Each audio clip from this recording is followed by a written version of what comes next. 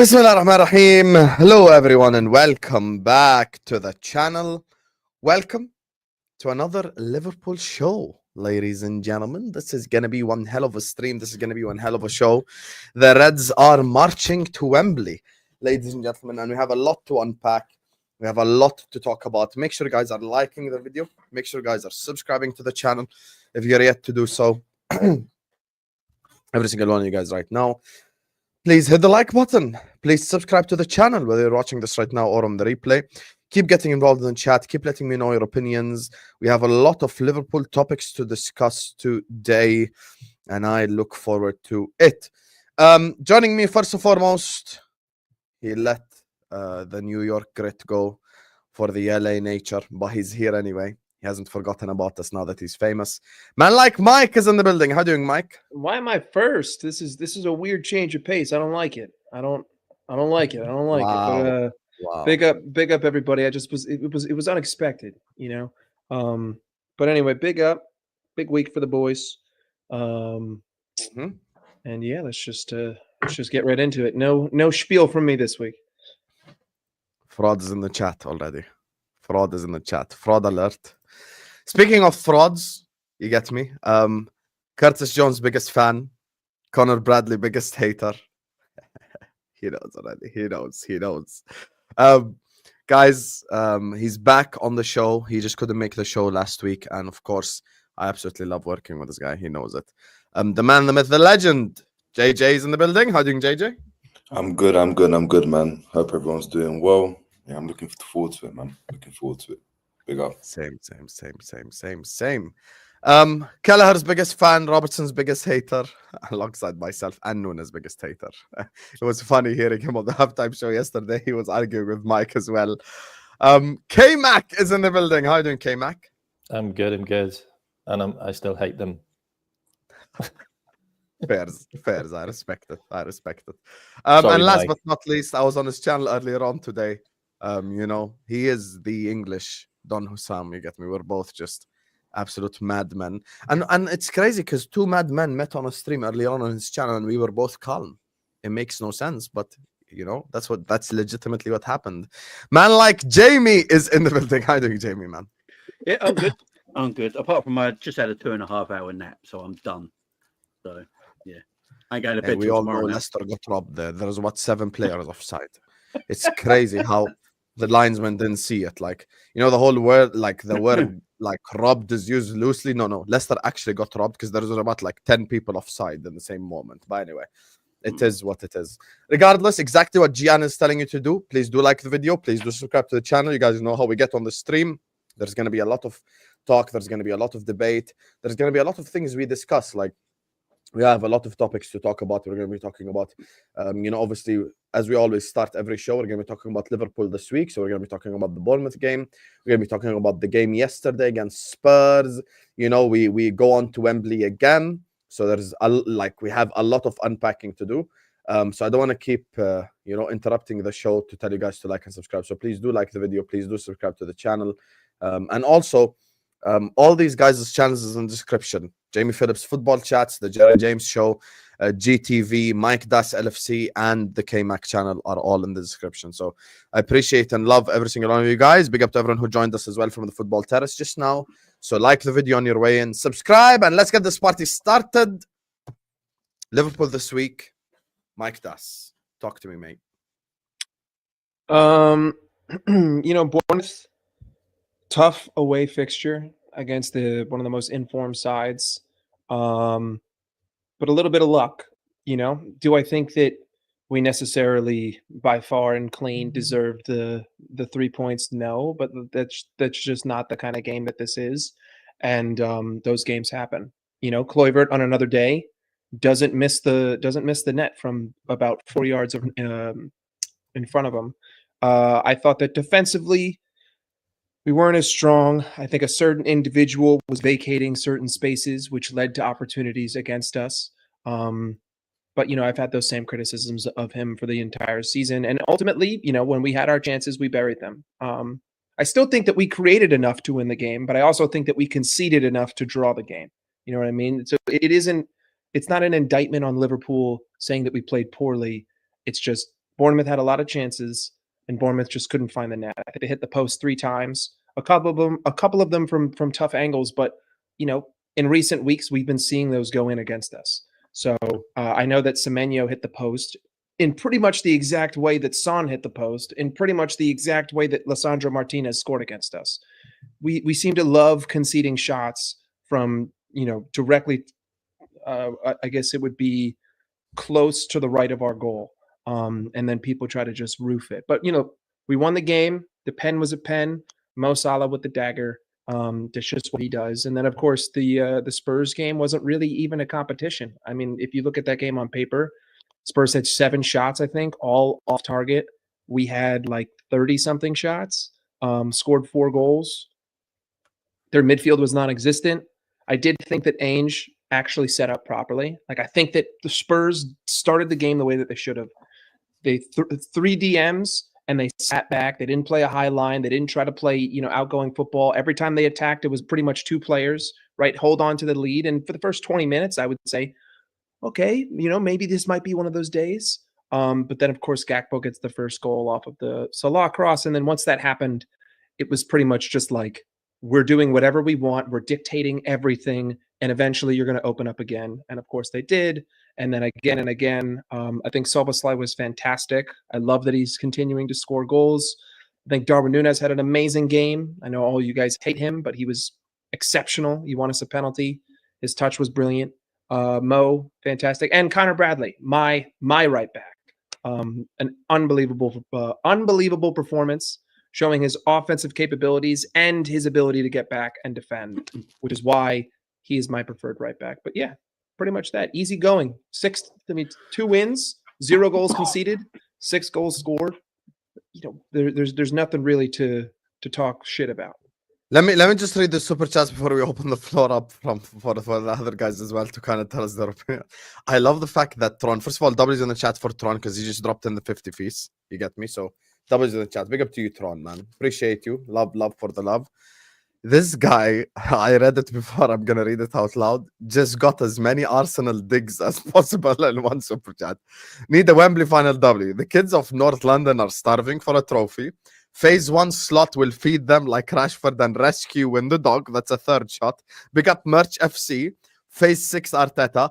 Pressure is a privilege. Take your time with it. He sent 7 shots to Arsenal in the same super chat, mate. Like, it's just Tron just went all out mad. Like, just fucking the most hilarious thing ever, bro. I love that.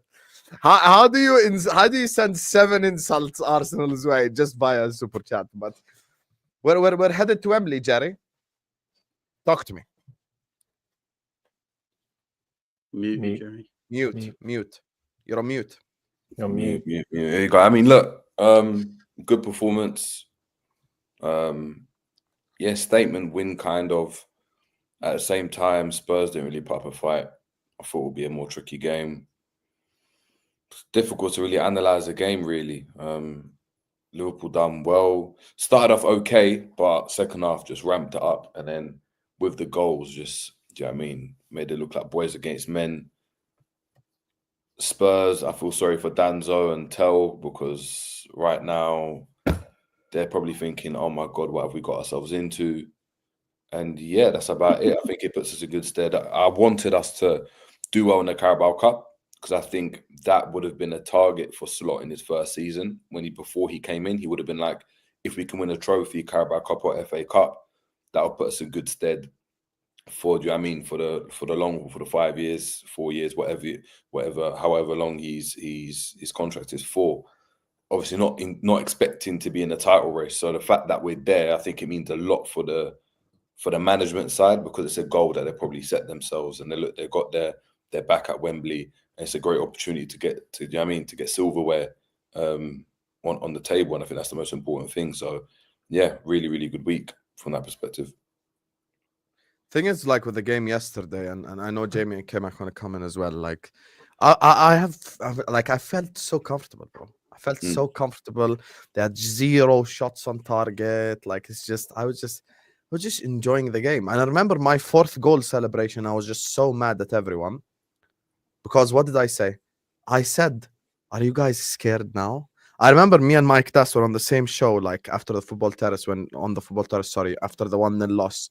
And I said, Newcastle, see you at Wembley. I remember verbatim saying that word, and guess what? We're going to see Newcastle at Wembley. People were worried about Spurs coming to Anfield with a 1-0 lead. I said this earlier on to Jamie as well. I feel like, listen, there are games to be worried. I'm with you. I'm worried about Everton next week. I don't think we're just going to go over there and slap them 6-0. But when it comes to like Spurs at home, they're coming to us with a 1-0 lead. Why, guys? What are you guys worried about? Tottenham Hotspur with a 1-0 lead at Anfield. Do you know what it is, though? Do you know what it is, though? Go It on. was, for me, from my perspective, I was thinking, like, this is a great opportunity for them to win, obviously, a trophy. The last time they obviously messed up in terms of getting a trophy is when they sacked Mourinho when they got to the final, right? So they sacked Mourinho, but same type of thing. I would have expected, I think that's just been a narrative from all pundits and fans, expected a bit more fight from them, a bit more like this is our cup final. And we know that it's Spurs, but they have got it in them at times, very, very, very rarely, to go and try and put on a performance, to even try and make it a bit difficult. Not saying they're going to win, but we've had games against them where it's 4-3. Do you know what I mean? And they go and stick it on you. This is one of the easier Tottenham games. This is one of the, and I've actually been to a few Spurs Liverpool games in real life. This is probably the easiest one I watched, where I didn't have to watch the second half really. It was on my phone.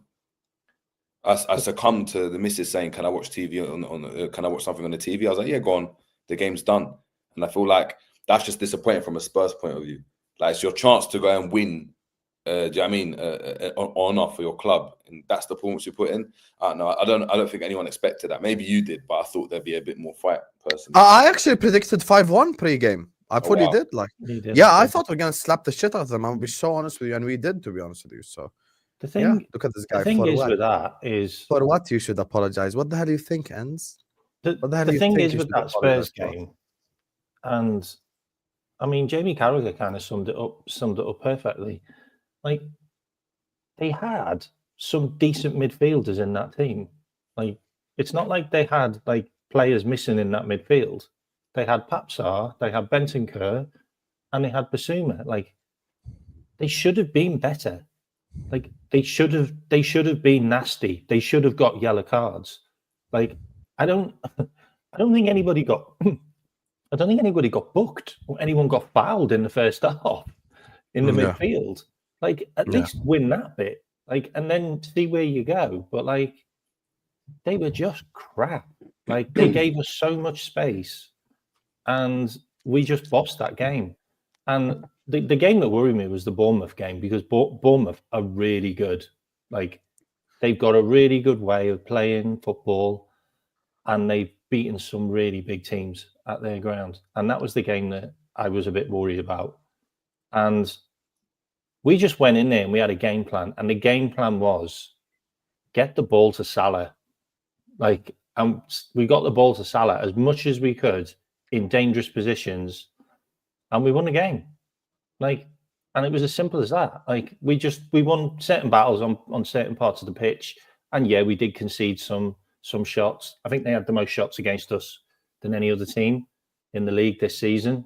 So, you know, they've got some kind of record against us or whatever, because no one's doing anything against us this season apart from Forest. But yeah, it was just a really professional performance. And Gravenberch was sensational again. Like, Gravenberch with 2 8 out of 10s in both games for me. Like, Tottenham, he was brilliant. You know, he was brilliant against Bournemouth away. Like, what a player he is! Like, seriously, like, and we're all whinging about not getting Zubamendi. If we got Zubamendi, Gravenberch wouldn't be doing what he's doing now. He just wouldn't. I think he still would. I think they would just play together. No, I think Zubamendi would just be playing, and he might rotate with the likes of McAllister every now and again. But he's just been absolutely incredible. And Salah, my God, like people with Mo Salah now just take for granted his goals and assists per game. Like, players don't score goals. Players don't score and get an assist. Like, The only player that really ever did that was Messi for so many years. Like, you don't get a player that gets a goal and an assist like every single game. But most started doing that now. And people are now started going, oh, how come he didn't get an assist that game? Or why didn't he score? Like, are you actually watching what he does as well? Because he's unfucking believable right now. Like we have got the greatest player. I think potentially the greatest player for Liverpool, like in my lifetime now. Like, he's gonna surpass Steven Gerrard if he stays, and that's hard to say, but he is just so good. Like on the ball, off the ball, the work he does off the ball is unreal as well. Like, people, when you watch the next Liverpool game, just watch Mo Salah for half an hour. Yeah, don't watch all the other stuff. Just watch Mo Salah for half an hour and just look at everything that he does in the game, and you'll start to appreciate him more because we need to. And yeah, that's it. Go on. Here's a goat. You're right. You're right. Jeez, I was just reading the comments. Like 4 goals behind Hodgson. Like, he's going to be like the third. Yeah, he's going to be third top. Yeah, I mean, jeez. I'll go back there. I haven't actually spoke about the Bournemouth game that much. Yeah, that Bournemouth game, I think we had the hardest game of the weekend out of us and Arsenal, but no one likes to admit it because Man City are Man City, but they're not the same Man City, and Bournemouth are a hard team. Every rival said we'd lose to Bournemouth. We're dropping points against Bournemouth. Bournemouth are beating everyone on their pitch. They're in fire. They're on form. You're going to struggle. It's a harder game than City's game, Arsenal's game with City at home, in my opinion. And yeah, we got the 3 points. We played well. Bournemouth had chances because they're a very good side with a very good attack. It's just scoring lots of goals at the moment. You got to respect what Bournemouth do. They're not little old Bournemouth anymore. They're a very good side with a very, very good manager.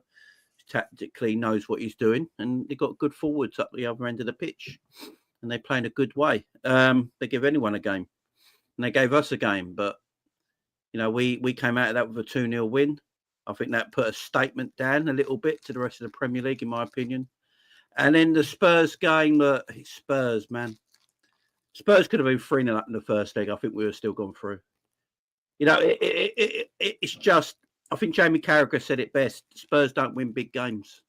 It's just the way they are. It's just the way they are. Yeah, they had a lot of injuries. You have to respect their injuries right now. But as I was told last season, if you got injuries, you just get on with it and stop crying. So I don't want to hear injury excuses for Arsenal, Tottenham, or anyone else right now, because it's the way life is, apparently. If you build your squad good enough, injuries won't matter. But yeah, we dominated that game. Spurs put 0 fight in. Jerry's right. There was no fight for a semi-final for Cup, and especially where Tottenham are not known for winning trophies, and they're 1-0 up, no fight. After 2-0, as soon as we scored our second goal, went in the lead on aggregate, you saw every Spurs player just put their head down. They knew it was over. Once they knew it was over, they weren't winning. Same with Champions League final years ago. Tottenham knew they weren't winning that, and they played like a team that weren't going to win that. And it's the same this time round as well. They're just a joke of a side. I don't know how they're a top 6 team.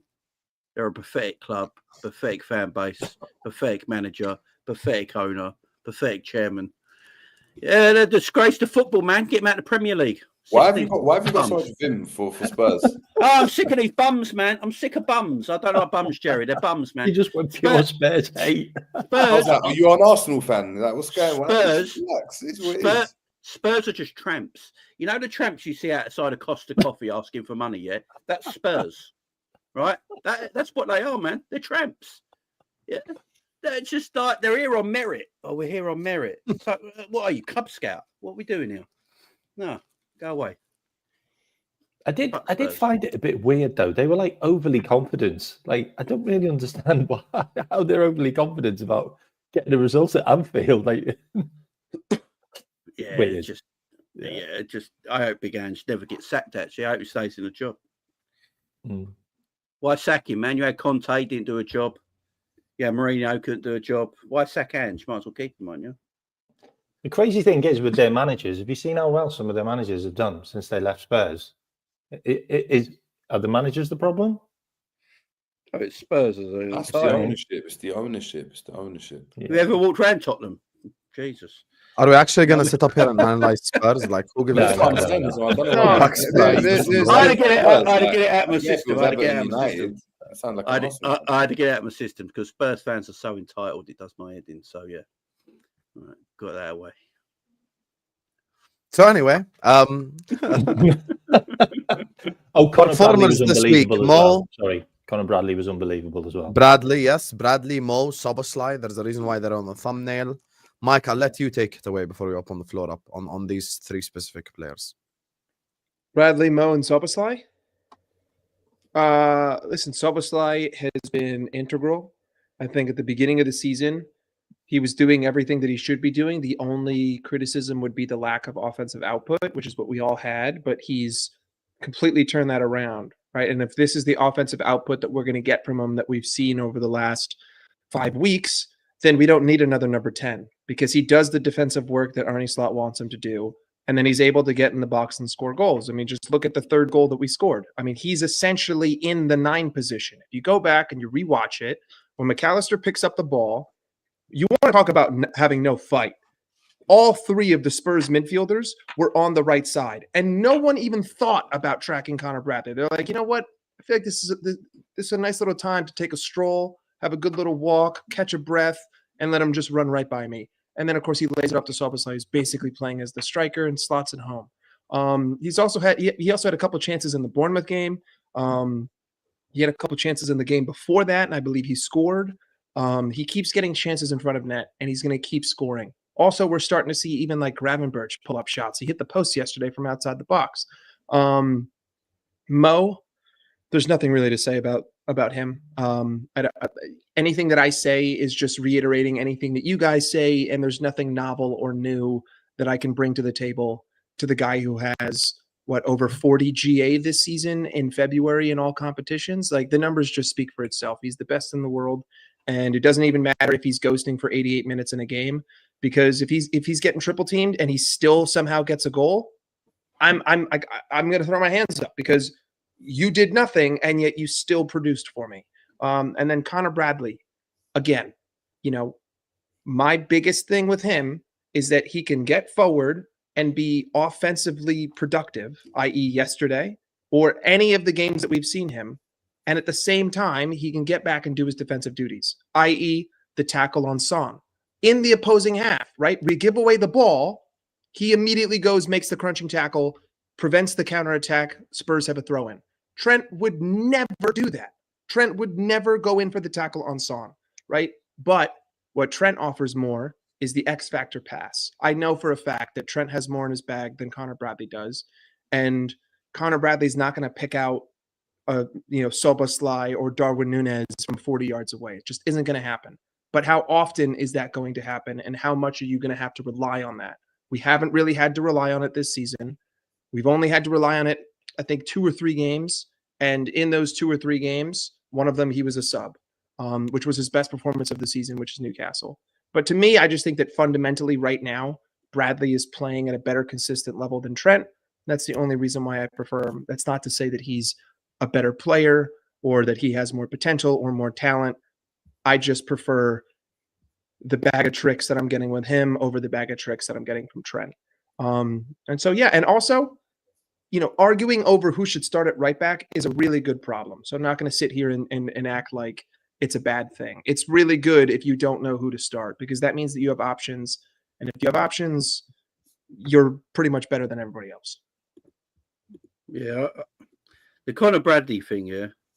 I think Conor Bradley's a super talent. I think Trent's a super talent. Trent and Conor Bradley are obviously not the same right back. And I've seen that a lot recently where people, saying Trent, like Bradley's maybe not good enough to take over Trent because he's not Trent. But there's hardly anyone in world football that is Trent. Conor Bradley's just a different right back. Doesn't mean he's not a good footballer. And he is a good footballer. He's obvious. I mean, he's already doing it at international level. Yeah, it's with Northern Ireland, but he's doing it at international level at a young age. And he's doing it with Liverpool at a young age in big games. He's not playing. Conor Bradley don't always play these small games. He plays big games of football for Liverpool. which means the manager realises he's an extremely good talent.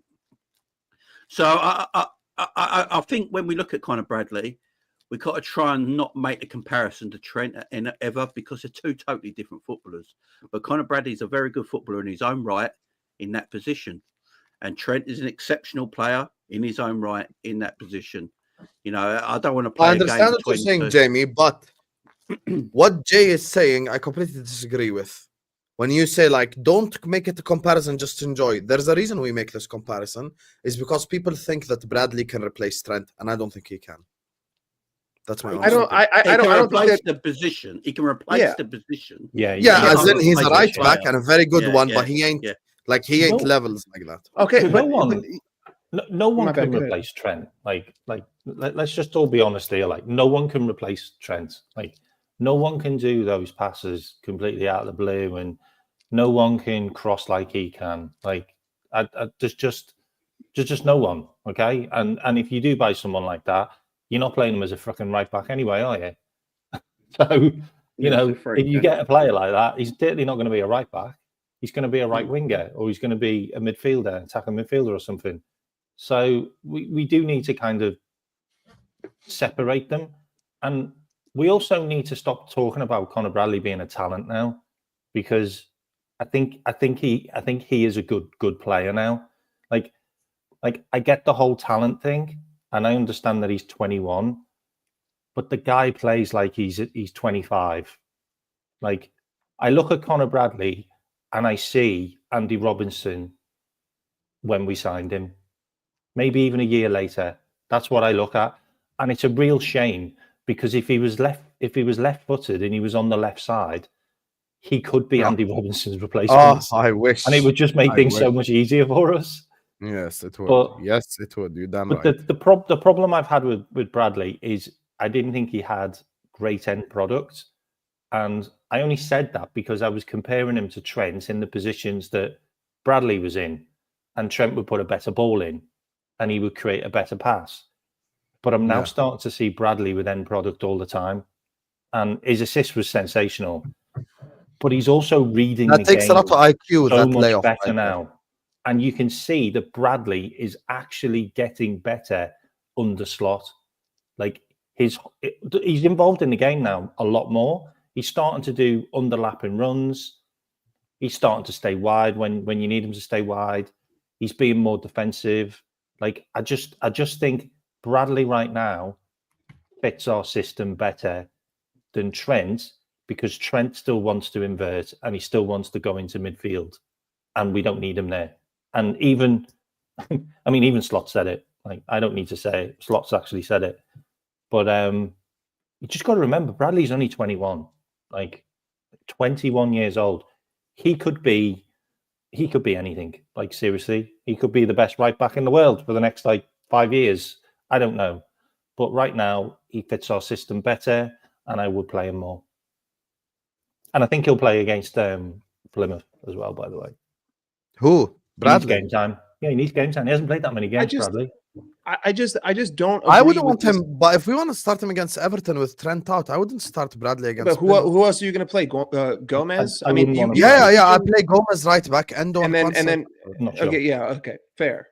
But the only, I mean, if Trent disagreement- ain't fit, I'm not trying to risk that against no, Plymouth. yeah, but when he shouldn't play even if he was fit.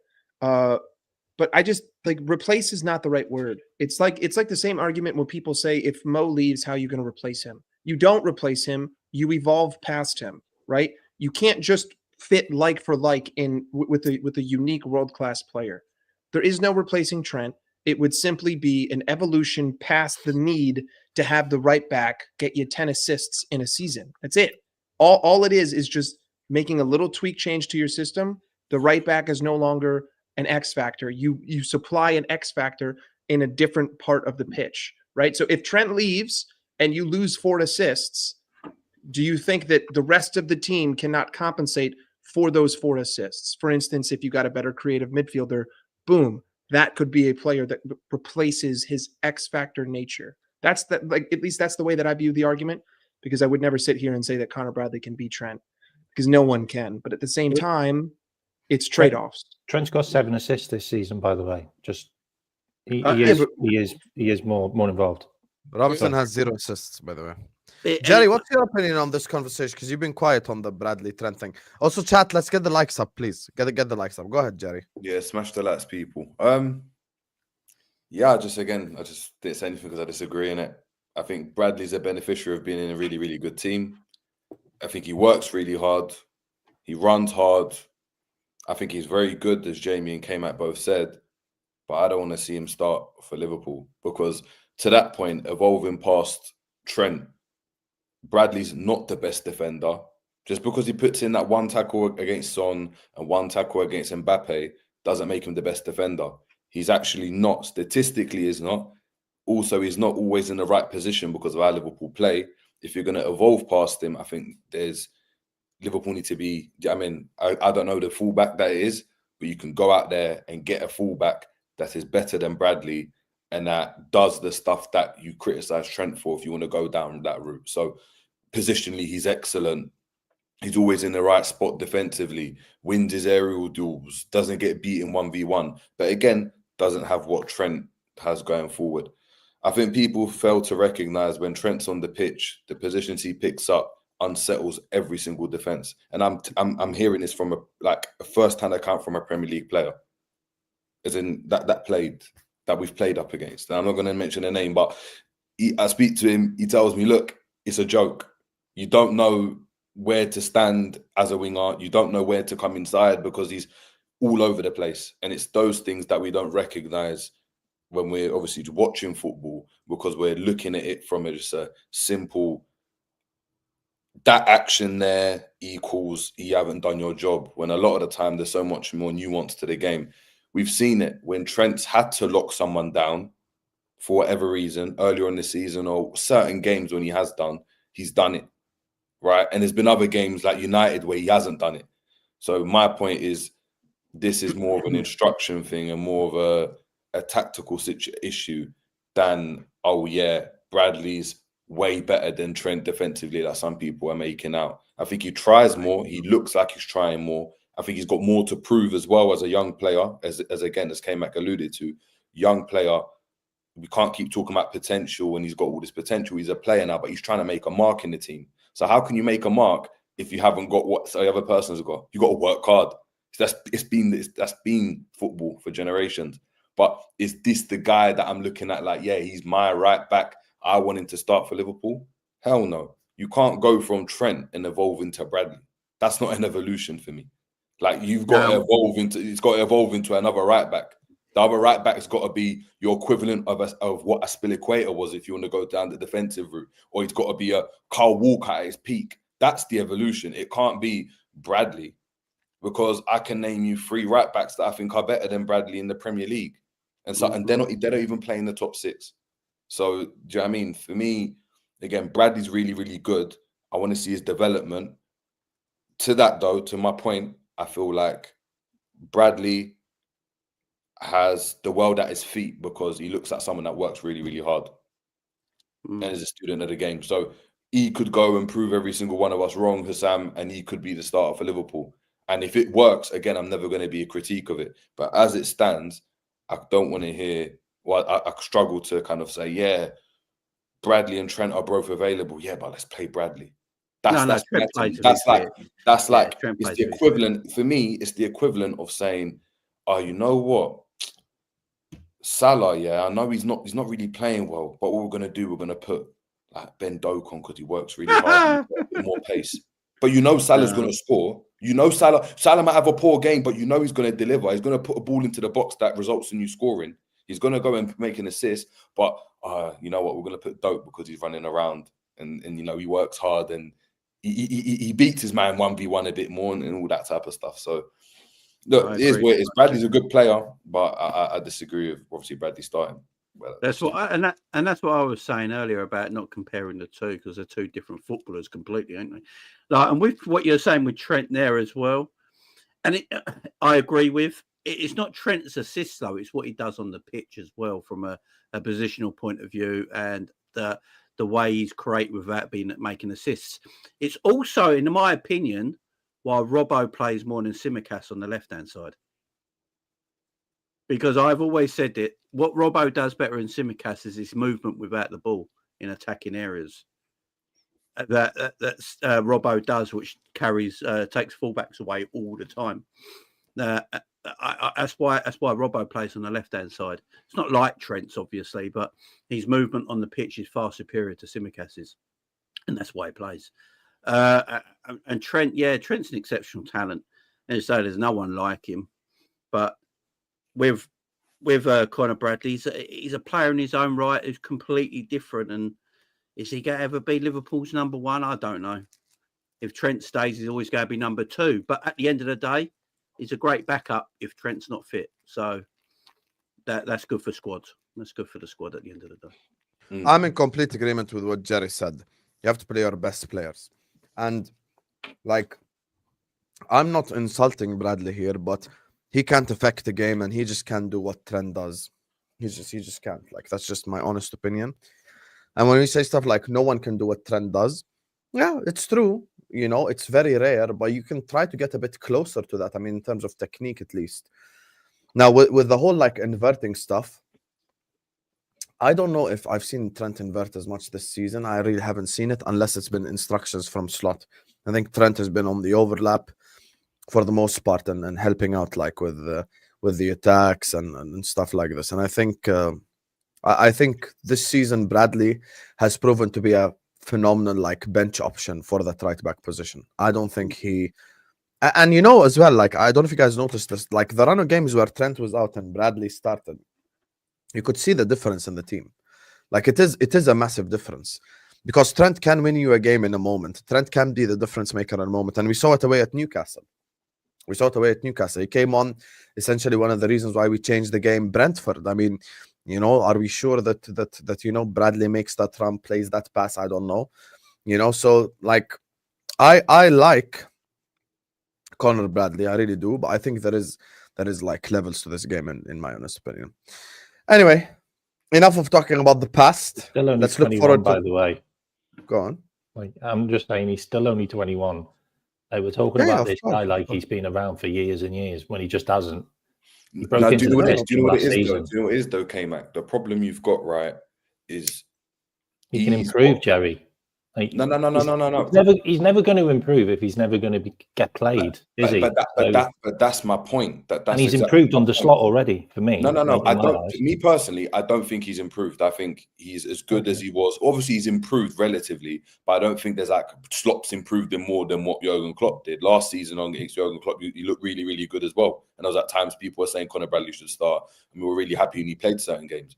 I'm looking at Conor Bradley personally, and I'm like, unfortunately, you are not in a rubbish team. If you were at Spurs, if you were at South, if you were at wherever, you'd go and get game time and play. The reason why Trent got an opportunity is because Liverpool weren't in that position, and what they said, you know what, you're going to go and play. If Liverpool get rid of Trent, unless Slot wholeheartedly trusts this 21-year-old to be the guy for him going forward, I do not see him just saying, you know what, Bradley, you're going to take Trent's spot and we're going to go and just... Well, can I just rebuttal on that? When he's done that with Gravenberch, and he's 22. And for me, Gravenberch is probably the third best player in the Liverpool team this season, behind Virgil van Dijk and Salah. Like, but we didn't lose anyone. But it's my point. It's not. But we're talking about. Jerry, it's a major position. It was it's a major position. It's a major position where he's gone and said, "Actually, I rate you as a player, and I'm going to go and play you." And you're Dutch, and you're Dutch, and you probably understand the kind of philosophy that I want to go and play. Okay, right? but we are with Conor Bradley for a manager like that, for a team that is challenging for the league, to say, right, yes, Trent, off you go, right? Next season, you are going to be my starting right back, and the backup is going to be whoever that we buy, another Simicast equivalent to sit on the bench, because that's what you're going to have to do, right? That's what you're going to have to do. Get someone that's maybe on the same level as Bradley, maybe a bit worse, so Bradley can play. Because if you get Hakimi, Bradley's not playing. Do you know what I mean? So where does Bradley play? Where does Bradley get the game time? And I agree to your point. If he's got to improve, he's got to get consistent games. And it's with every young player. You've got to play games. If you can't play games, that's the problem. We are in the first season under Arne Slot, right? And when we have played our best football, which would potentially be what our best football would be next season when he actually gets the players that he wants, I don't see any reason why Trent needs to be in that side. Zero reason. Because right now, this season, Trent has cost us more points than he has gained us. It's that simple. He gained us points against Arsenal. He gained us points against Newcastle. And No, but you're looking at I think maybe one more, which is fine. I'm just viewing it differently, right? No, I'm But saying you're looking at it too black and white in terms of football. Football is not, especially in those positions there, right, where he's playing from a deeper role. It's not I cost you like basketball or something like that, where it's like 1v1. I've lost you points, which in certain games you can say, he's cost us in that moment or he's done this. But then you're looking at like, how many have you assisted? It's no, how many times has he gone and popped a pass into midfield that's enabled McAllister to go and then give it to Diaz? That's related. Okay, well, there's so many. I can answer many that. of those instances, and I'm telling you, if you went and spoke to any other manager when they go and talk about when they've got when they're setting up the team to go and face Liverpool, right? They hate when they see Trent on the pitch because ultimately Trent's like. Do you know what I mean? I don't see that argument that next season there's no reason to have Trent. Trent's one of the best in the world. Like okay, see, I just fundamentally disagree with that. It's that simple. I mean, Trent's average pass percentage in the majority of games where I'm hyper analyzing him is anywhere from 50 to 70%. That's horrendous. He's conceding possession over 20 times a game. Because now, yes, he's playing you can. risk. Yes, hold on, but hold on, Jerry. I know exactly what you're going to say. You're going to say because he's being told to play risky, and I understand that, right? I get it. Sometimes he has to play the long ball. Perfectly understandable. But other times he doesn't. Other times the fundamentals of the passing are not there. Other times he's off for 95% of the game, and then one pass gets through. If that's how you want to play the game, and if you're okay with that and the way that you envision it, because he makes that one pass at the end, once every 10 games, that's fine. But for me, the fundamental errors that he makes defensively and the fundamental errors that I've seen him consistently make going forward this season, I just don't view him the same way that I did 4 years ago. I do not view him as the same consistently caliber. Like, I think that in certain games, he is playing as the best right back in the world. But I think in other games, he's playing as though he should be playing for Nottingham Forest. He's playing as though, like last year's Nottingham Forest, not this year's. He's playing like a mid-table to low-table right back who might get me an assist, but oftentimes doesn't. Like, I don't know if Connor Bradley is the answer, but I don't think that bending over backwards, breaking your back to appease to this 25-year-old's demands is warranted based on the consistent output that I get from him. Do you think Slot thinks like that? No. Do you think? Well, I mean, I'm saying, do you think Slot sits there and thinks, Trent, I don't really require you. Like, I'm not bending over. But this isn't about Slot's opinion. I'm just giving my perspective. Just putting it out there. When having conversation, he's not trying his most for Trent to stay. Okay. If we just analyze the interview with Rio Ferdinand, he pretty much did. He pretty much said that he doesn't want Trent wandering into midfield because he's got better midfielders that could do a better job. He wants him to stay wide, and then he criticised his defending. No, he didn't. He said he can be in and out of games, and it's whether he lacks the. Well, I'm trying to think of the word. Whether it's concentration, and he also takes things for granted. Like he automatically thinks that he's going to win the game. Kmack, he didn't say that. He did say stuff like that. But he didn't say that in the interview. He didn't say that. I listened to it and I was like, verbatim, no. Verbatim, no. Kmack, if we're going to use something from an interview, we can't make it up. He's gone and said he doesn't rate him in midfield. He rates they didn't say he doesn't rate him. He said he rates the other players in midfield in those areas, but thinks he's a world class out wide, and he thinks he's special out wide. He went and said that he's spoken to him about it defensively, but also said he's also criticised other players in certain situations defensively. Also highlighting the fact that in certain areas the media doesn't go and speak about when he has good games defensively. So you can't do this whole and he doesn't say enough for games. No, but he didn't say that, Kmack. That's a lie. I'm trying to think of the words he said. I might have to watch it back. Yeah, but that's my point. You can't just. But he say wasn't. stuff But he and wasn't. lie. He wasn't great about it. That's what I'm saying. Like he's not glowing about it. Like You This can't isn't also even. This, some but calling the thing someone is, World this isn't class. even Why would you about say Slot's that? opinion, Why would though. you say that This if it isn't. wasn't This on isn't your even about mind? Slot's opinion. Slot would never come out and say anything negative about a player who the club is trying to re-sign. That just doesn't make any sense. I don't expect to hear Slot's But true why would? But opinions if on Slot anyone. doesn't want him, right? If Slot doesn't want him, right? This is my argument. There's no pressure. I don't think he on the doesn't club want him. trying to re-sign Trent Alexander-Arnold, right? There's no pressure on Slot having to play Trent Alexander-Arnold, right? Especially considering Liverpool are doing really, really well this season. Same way, there's no pressure on him playing Tsimikas at left back, right? But Over Slot isn't Robertson. the one who has There's a control over the reason. There's a squad. Edwards reason. is. You can't. There's a reason why Trent plays, and there's a reason why Robbo plays. Doesn't matter what we think about Tsimikas. Doesn't mean I think Tsimikas should play. He clearly doesn't rate Tsimikas. He might want to go and get another left back. Yes, he might rate another left back over him, but he doesn't rate Tsimikas over Robbo. Same way with Trent, right? If he didn't want a right back and Bradley was this guy, he would just play Bradley. We've seen it. He's done it with Gravenberch. Endo was this DM last season. He's just put Gravenberch in there. Yeah, last season, Elliot was I'm the with guy Jerry to on go this to, right? completely. We're not explaining Listen, Slot's actions opinion. We're speak explaining our louder own than words. opinions. But Let me we're just say sitting this. here just Actions explaining speak our own louder than opinion. words.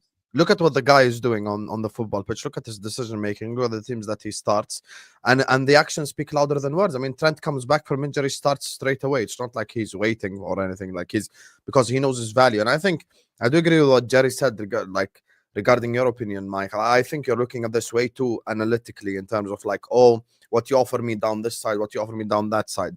Football is bigger than just analytics. It's what he provides to the game. It's the fear but the that he thing puts is in that you can't it's the answer fear that. that he puts in defenses against him. It's the spaces that he creates. Is his long passing ability. It's his diagonals. It's his risk taking. All of these things come together and they create Trent Alexander-Arnold, the footballer. It's not a matter of how many GA you get and that's it.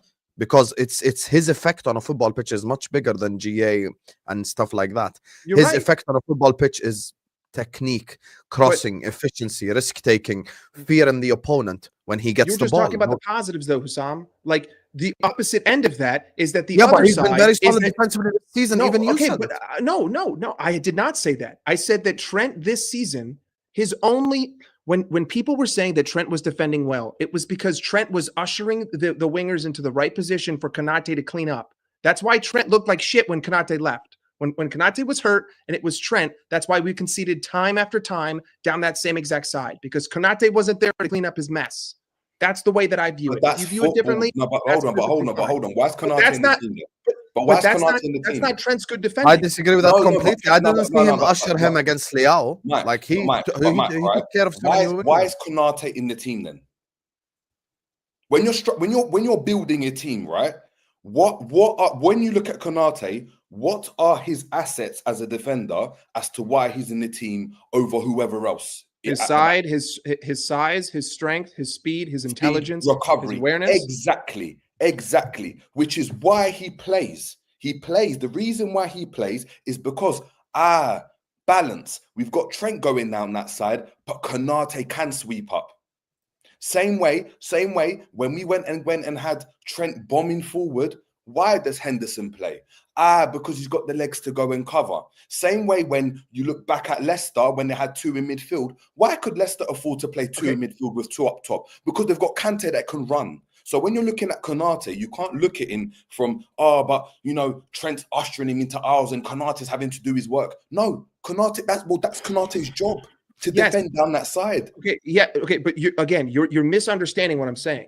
I'm not saying that Konate is doing Trent's job. What I'm saying is that Trent's job is to make Konate do his. Trent was not locking up wingers. Maybe he might have had one or two. If you want to say Leao at the beginning of the season, who honestly is not the same informed player this season that he was in previous, fine, right? But ultimately, he's not the guy who's stopping the attack. He might be in the right position one time out of five, but for the majority of the time where he's on the pitch, the goals are coming from his areas. The chances are being created from his areas that he is conceding. Bournemouth is a perfect example. 2 shots, 2 one-on-ones came because Trent left the box, vacated the space, press the dude with the ball at the edge of the box. All of a sudden, pass goes in behind, 1-on-1. What do you know? It's 1-1. Game's completely different. We don't win that game. Manchester United. Bruno Fernandes just literally walks right by him because he can't be asked to defend. Yeah, but that was a poor performance. All right, cool. But how about Yeah, but Son? Man How about United, Son we all yesterday? agreed, by the way. Man United was his worst Son game. yesterday then. We all agreed. Son yesterday, when he's got and Bradley's not in his position. Son's Lille, same thing. Lille, by the way. Son had one opportunity. But this is my point: is that the chances are coming from the right hand side. Whoever plays down that side, we've seen Kwanzaa play there. I've seen Bradley play there and have poor games. I've had Trent play there, and the chances are coming down that right hand side because the way the team is set up is to go and be lopsided. Robbo is very, very deep and does not go and bomb forward as he usually did. On the right-hand side, you've got someone that's very, very hyper-aggressive. So there is going to be space. That is the risk Liverpool play with. Alternatively, you could go and get a Gary Neville equivalent of a right-back that links arms with Konate and doesn't get forward. But all you get is and then Salah's isolated on that right-hand side and has no support.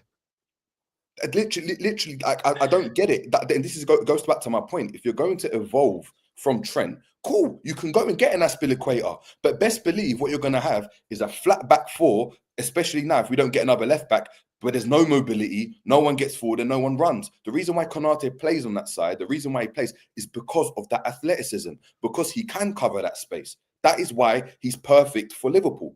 That's why you don't Virgil van Dijk. And I disagree with your logic to begin with. I don't think Trent has just been ushering players into Konate. I think Trent has been like a lot better defensively this season than he's ever been for us. Like he's stopped so many wingers. He's had so many great performances against wingers. But once again, with Trent and Bradley, it's the same as Salah and Nunez. With Trent, we just sit up here and we microanalyze every single time like a winger dribbles past him. But we don't do the same for Bradley because that's because one of them is being offered £300,000 a week to be the highest paid right back in history, and the other one is 21. Of course, I'm not going to fucking view them. And why are we looking to offer him 300,000 a week? Can you tell the people? It's not just GA. Because people believe that he's the best right back in the world, and I just don't think so. So who's people? Can the club, the manager, club, fans. All the footballers in the world.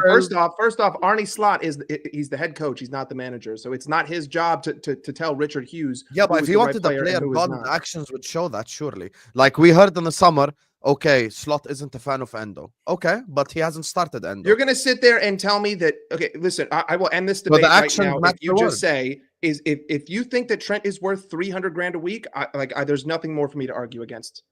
It's just that simple. Yeah, do you think that Trent is worth $300,000 a week? Because once again, you're looking at it way too analytically. This is not a matter of how many assists the right back can get. We're talking about literally the fear that he strikes in the defenses just by having the ball in a certain position. His passing ability, his crossing ability. The All way I'm that he saying breaks the lines, is that I believe the team would be better. These are things that don't show we up could on the reach a higher sheet. ceiling without him. If we didn't have him, we could reach a higher ceiling in terms of a total footballing perspective. If you keep him, you have to work around him. That is absolutely ludicrous. We just disagree. We just disagree. It's the craziest statement. Can I just ask you a question? And I'll let Jamie go, and I'm not going to talk about Trent again, okay? So my question is, what would you say was the hardest game on paper this season? Probably Real Madrid or Man City. Yeah, Bradley was possibly man of the match in that game. Yeah, we all agree on that. All agree on that? Yes. But what does that change? What does that prove? What was the best game we played as a overall team this season? The best we played as an overall team. It was Tottenham. It was Tottenham at home. Like they didn't have a shot on. I don't know. We've had a lot of good performances. Tottenham didn't have a shot on target in 90 minutes. Like total domination that game. Leverkusen. Bradley could have been man of the match in that game. Okay. Another question: who would you play against Everton away? Would you play Trent or would you play Bradley? Trent for me. Trent? What? Why would you play Trent? Tell me why you play Trent. Because he's better. It's as simple as that. How did he play in the last vital game that we needed to win against one of our big rivals? How did he play? How did he play? Yeah, but the Bournemouth game was a vital game. What's the one game? Yeah, but that's one game. I How can did use he play- Bradley's bad how game did he against play Lille last as a measuring season stick. against Everton? Did you remember how bad Trent played against Everton last season? Yeah, but the league was done. A Bradley bad It was versus a awful. Trent bad are The two league wasn't completely done. different things. I'm The league sorry. wasn't done. The league was done because we lost against Everton. The league wasn't done. You're talking about mathematically. I'm not talking about No, mathematically. we lost against Crystal Palace, and he was terrible in that game as well. You're by the way. mentioning Trent's worst game as the measuring stick and Bradley's two best games as the measuring stick. That's not how it works. What else have I got to measure, Hussam? What else have I got to You measure? got to measure best versus best. I and haven't worst got versus any worst. other games to measure because he doesn't play that many games. Yeah, but the game, but Well, he has when played. Trent was injured, but when Trent was injured and Bradley played, you could tell we missed Trent. It was a different team with Trent not in the team. It's literally a different team. Two of our best games this season have been with Bradley in the team. I'm sorry. We play better football overall as a team with Bradley in the Okay, team. explain Newcastle then. That is crazy, bro. Trent was a sub. Can we move Trent on? was a Can we sub. move on? Trent I was can't. an Explain impact sub. Newcastle. Explain Newcastle. Bradley started. Trent was an impact sub. We got bullied in the midfield. Trent came on. He played in the chaos, which is where Trent thrives. But unfortunately, under Slot's system, he's not required to go there. When Trent looks best, when Trent looks best, it's in the opposition box. Why Trent you has want to won know why your points, but argument he is won us points in disingenuous? chaos. Because yesterday Bradley played in the chaos, the Spurs chaos, and he thrived. So where do we go from here? Okay, but again, a Bradley poor game is nowhere in comparison to a Trent poor game if you sign Trent to 300 grand a week. Like, I'm sorry, I'm not accepting poor performances from someone who I pay to be the best right back in the world. I'm not going to accept a Manchester United performance. I'm not going to accept an Arsenal performance where all he did was You shouldn't play accept one that from pass. any player. I'm It not doesn't gonna- matter I'm what not they gonna put play- on the shirt. But if Okay, they put on again. the shirt, you shouldn't accept that. I don't But- get this argument about, I'm paying him free. First of all, it's not our money, innit? Ultimately, look. Ultimately, First it's just half, because it's Bournemouth, obviously getting in roundabouts. We're getting in roundabouts. There's loads of games. Liverpool will be Loads of fine games. with or without Trent because Liverpool's an institution. Liverpool's been fine after Suarez. Liverpool's been fine after Gerrard. Been fine after Coutinho. We'll be fine after Trent, right? But if you're talking about just the player individually, right? It does not make sense that someone is telling me you've got a player like that and you're saying, yeah, we're going to play the next best one because he runs hard and works hard and do you know what I mean? Yeah. He seems It's to not be about that. defensively better when It's- statistically he's not even that much greater. He plays way less games. This is what I don't get it. I don't get it. It's like all you need to do for a lot of Liverpool fans is just work hard, right? Work hard. And we've seen it with John Flanagan. We've seen it even with Henderson. We've seen it with players. All you've got to do is run hard, look like you're trying, and you get a blight. You get a blight. I think you're It's the same thing with Nunes. 100%. I agree. Same thing with Nunes. Basic ass analysis. That is basic analysis. You're just saying Trent's better. End of discussion. That's literally what you're saying. No, but Trent's better. Yeah, but your analysis is based off of output. That's it. You're saying, No, how it's much not. output does he give me on No, this it's side? not. My versus does he get analysis cooked on this side. my Is it my worth it? analysis That's is what you're based on saying. overall And I'm telling you, fundamentals of football is football. not analytical. You are correct, but you can look at someone's overall fundamentals through 90 minutes of a performance, week in, week out. Bradley does not have the same amount of performances, therefore you cannot view his overall statistics to the same as Trent. But if I look at one game of 90 minutes in Connor Bradley playing well and one game of Trent playing well, one average performance of Trent, I'm going to take Connor Bradley because Trent has only played well in my minds for a handful of games this season. How many games has he played? In all competitions, 25? But if you're basing well on the Newcastle game and him just getting assists and him taking control of the game, that is not what I'm basing that on. That's not what I'm basing it on. I'm basing it off of not vacating his position needlessly. I'm basing it off of work rate. I don't get. But Bradley vacates his position because that's his role. Like he vacated his position yesterday. But Bradley can cover himself better than Trent. You're missing the point. You're saying your problem is vacating his position. Jerry already told you. Yesterday, Bradley vacated his position with Son. Bradley vacated his position against Lille. You want to know why? Because that's the role of the right back in this team. Bradley getting beaten Salah is doesn't different. track back. Bradley getting beaten is different than him leaving the box for 13 yards. He was there. He just got beaten on the dribble. Like God. that happens. That actually happens. And Son is a very good player. Over Trent is crazy. So where do we go from here? It happens. Protection over Trent is crazy. It happens. So sometimes your weakest link is your strongest asset. And that's what Trent Alexander-Arnold is. Sometimes your weakest link is your strongest asset. And that's what Trent is. He's our strongest asset. And that's why everyone plays him. That's why he plays no matter how many good games Conor Bradley likes, who I like as a footballer. I rate him as a footballer. Trent plays. You know, Would you Real start Madrid- Trent against Everton, Jamie? I would start Trent whenever I can. I've had problems with Trent this season and last season defensively, and I've made that point apparently clear. The Man United game, I think, pissed everyone off because it came a few days after the transfer from Real Madrid. So it pissed everyone off, where he's all angry and upset, and rightly so. He played like his head weren't in it, but he could be our weakest link, but our strongest asset. And that's as simple as that. And there's Jurgen Klopp said it himself the other week when he was talking the other week with the press. And he said people still don't get it about Trent. I think every coach is aware that he's not the strongest defender in the world. Yeah, I think they're all aware of that. But what me and Jerry will tell you that as Trent fans. Yeah, 100%. what he gives you going forward is not like any other right back on planet Earth. It's the reason Real Madrid want him. Real Madrid are not buying him for his defensive abilities. They're buying him because there's no other right back on earth that can give Vinny Jr. a 70-yard ball on his right foot without even moving and break every line in the game. Conor Bradley. But that's why Trent. That's why I keep saying he's a strong asset. That's not what the conversation is, Hussam. It's not even his assists. That is what the conversation is, because you both would start him against Everton. No, it's not. I 100% would start him. Start him against Everton because he won't. If anything, Madrid need even more defensive. If anything, Madrid even need more defensive validity than us because of what Jamie just said. I don't think Trent will work at Madrid. I don't think. Yeah, but that's besides the point. Whether you think he's going to work or not is a completely different point. I think we're all missing the point. If you listen to Slot in press conferences, all he ever talks about is working hard, is running hard, is putting 100% in every single game. That's what Slot talks about in every single press conference.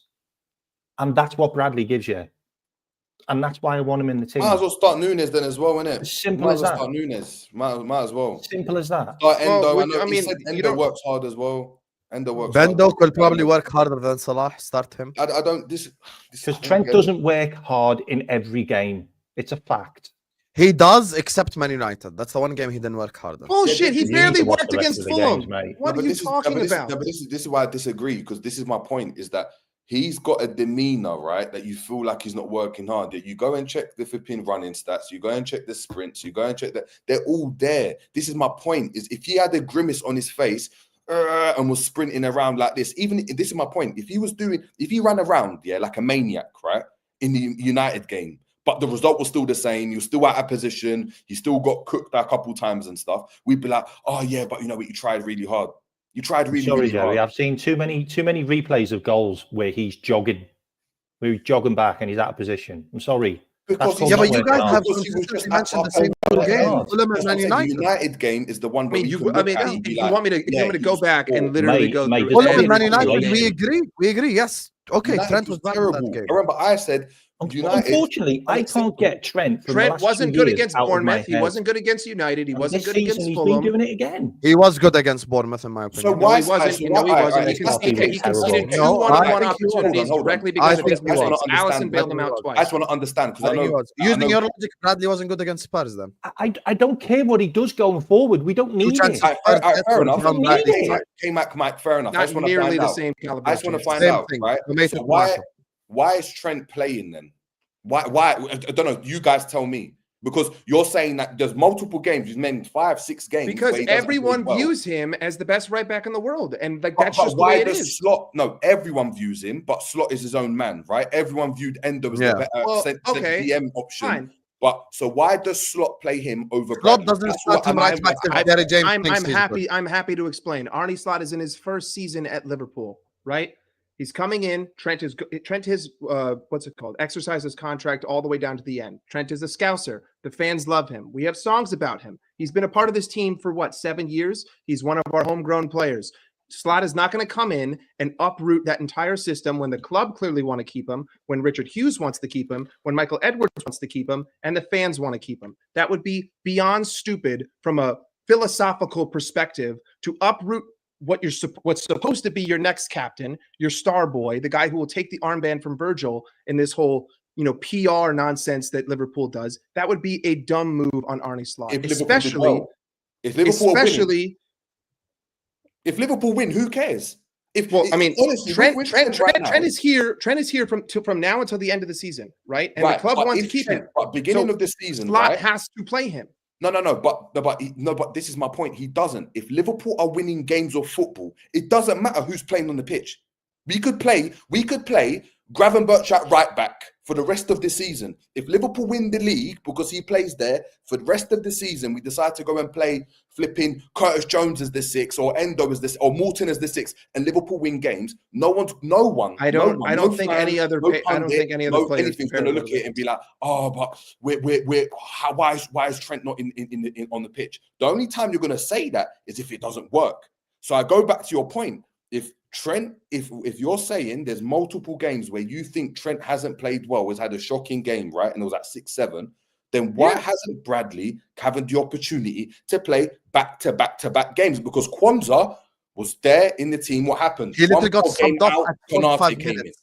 Most likely because Slot still believes in the potential of what Trent could be. I don't, and it's that simple. I'm just giving my opinion. Whatever Slot thinks is irrelevant to me. I don't care what the manager thinks. Your opinion as well. Everything you just said applies to Curtis Jones. But my opinion on that, what you're saying, every single thing you said, other than the contract situation, applies to Curtis Jones.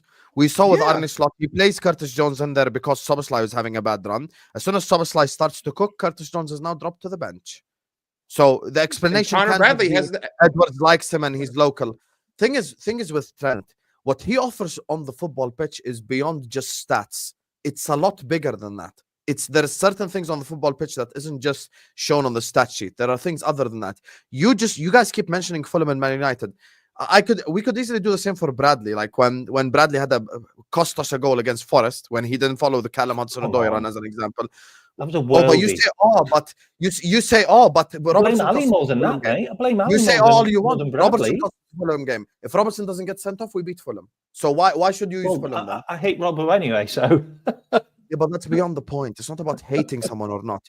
When Trent Alexander-Arnold was injured, we did Liverpool shows where we all said how much we miss Trent and how much we missed his abilities on the pitch, because you guys are just singling.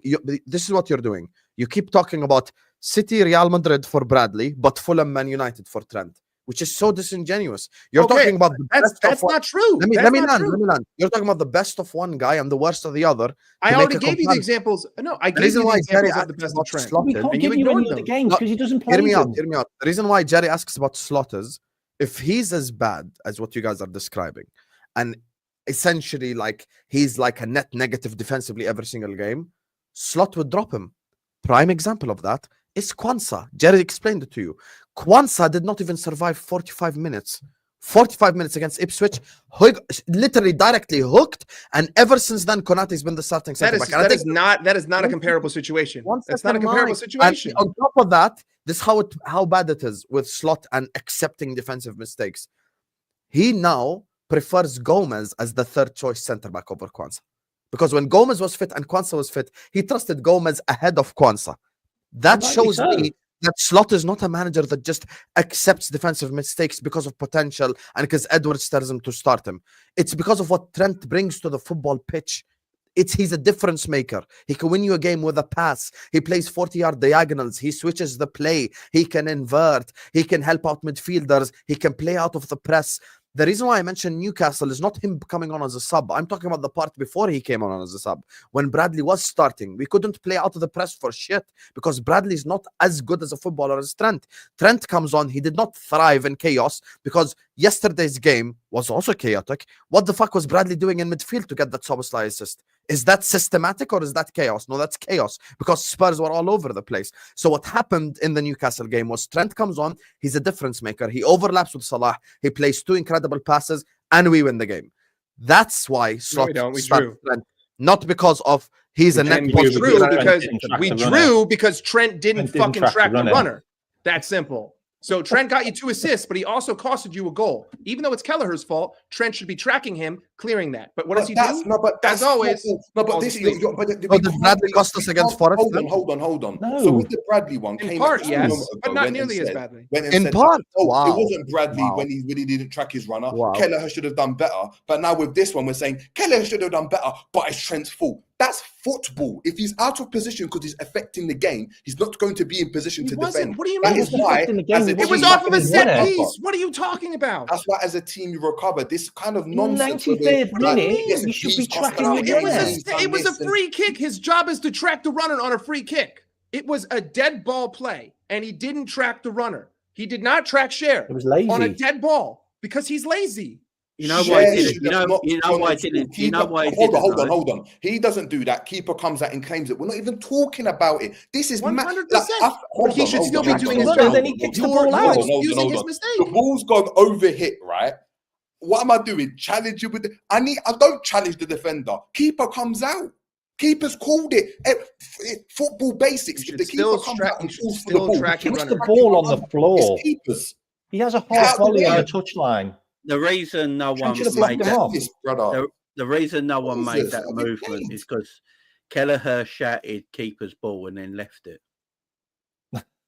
Like, if I'm a you centre know, back, how I many mean, often I have don't you said know because keeper I didn't comes and gets the ball and the hear him defender say it. just So stops? I just know that most right backs how I would know attract that the you runner. guys are being completely disingenuous in this debate is because you're blaming Bradley partially for Nottingham Forest, but you're we're not blaming being Trent. disingenuous. You guys You're are blaming overprotecting Trent the for player. the. Can I You're just say? overprotecting Can the I just player. tell you You're why you're overprotecting disingenuous? You interrupted me mid sentence telling you why you're disingenuous. How How are you scored gonna a know? goal. bullshit.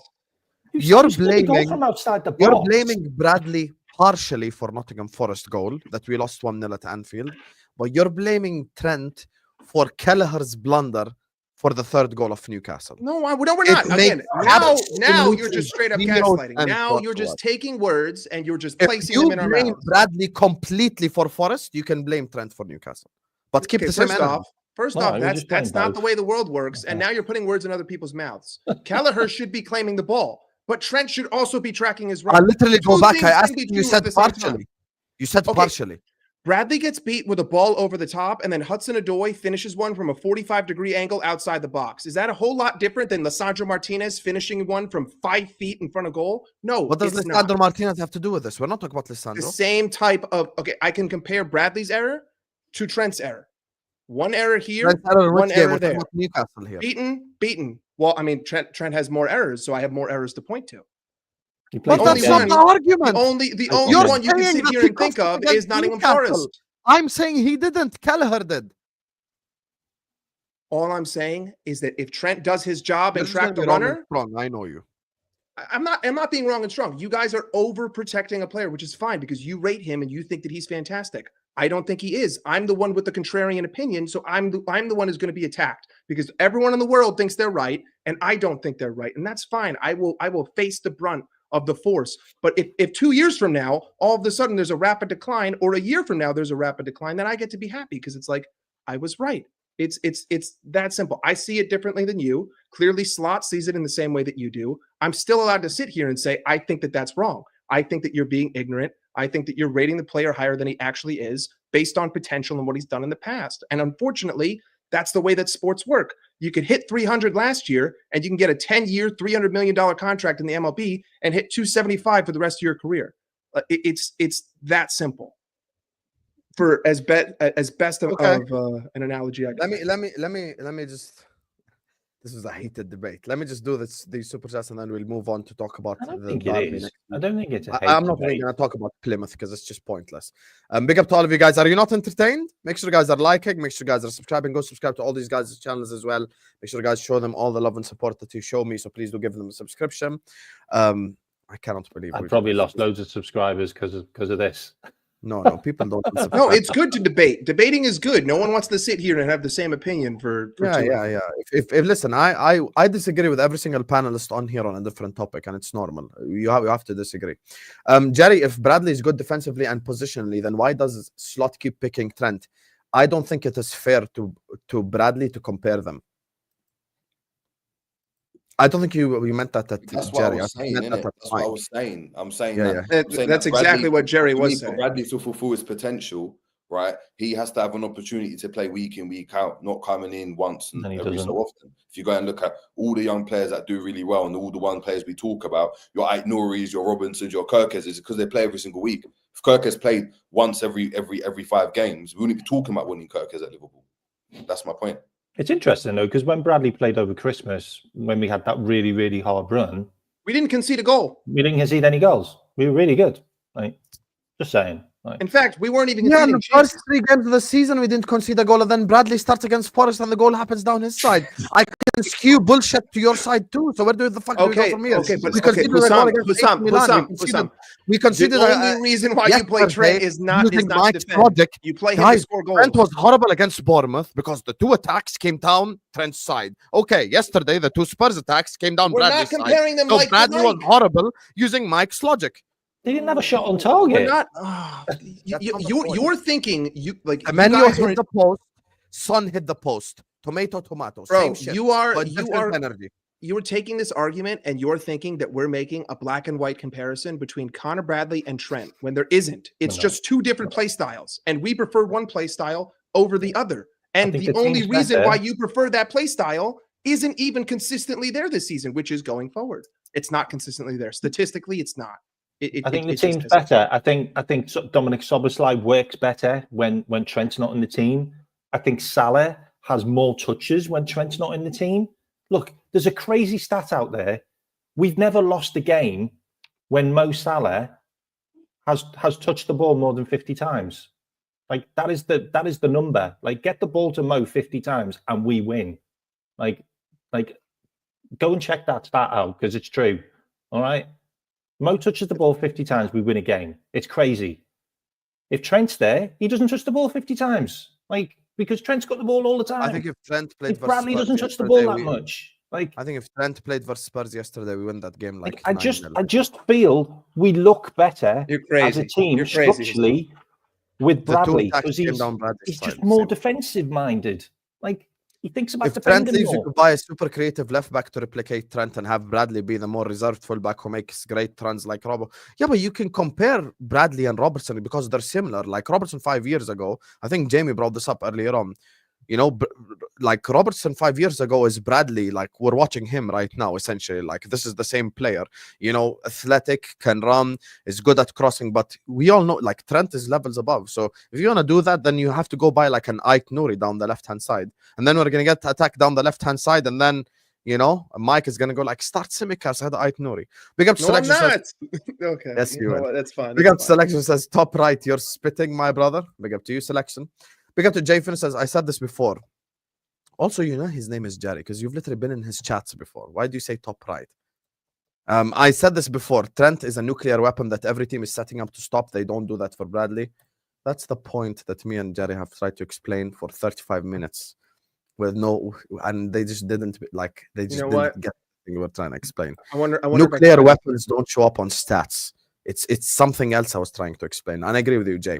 And this is why I said don't make it Trent versus Bradley. And Bradley was shit against Nottingham Forest in the 1-0. Thank you. The only game that LFC lost. And I don't like Trent, is what Jay's saying. That's what I'm saying. Listen, it's just with Bradley. It's like, oh, Callum Hudson-Odoi scored a world-class goal. Okay, Lisandro Martinez's goal was fucking class as well. So, like, where do we go from here? Like, at the end of the day, we can't point out City and Madrid for Bradley, but Man United and Fulham for Trent, because that's just so disingenuous. And that's just us just being completely dishonest. But anyway, I do want to move on because we do have to talk about the derby, guys. Like it's literally derby week. So let's just, and I don't want to keep you guys for too long as well because I know it's Hold on.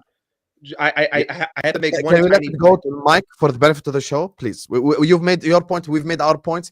I want to move on, please. I really do want to move on. Okay? This is a great stat, but I'll leave it. Discuss it when you're with ends. Anyway, big up to every single one of you guys. Make sure you guys are liking the video. Make sure you guys are subscribing to the channel. If you get to do so, please go subscribe to all these guys on the panel as well. Go subscribe to their channels. Now, Liverpool versus Everton. Jamie, you have been absolutely livid for the last 35 minutes. So we're going to let you start the section. I'll be honest with you. For the benefit of the show, let's just skip past Plymouth. Okay? We all agree he should go rested side, blah, blah. We all agree. Everton. Yeah. Talk to me, Jamie, and then we open the floor up. I'm actually more positive about this game because Everton are in good form. That might sound weird. It might sound weird, but I think it'd be an easier match against I fucking Everton. love Jamie, man. I fucking love Jamie.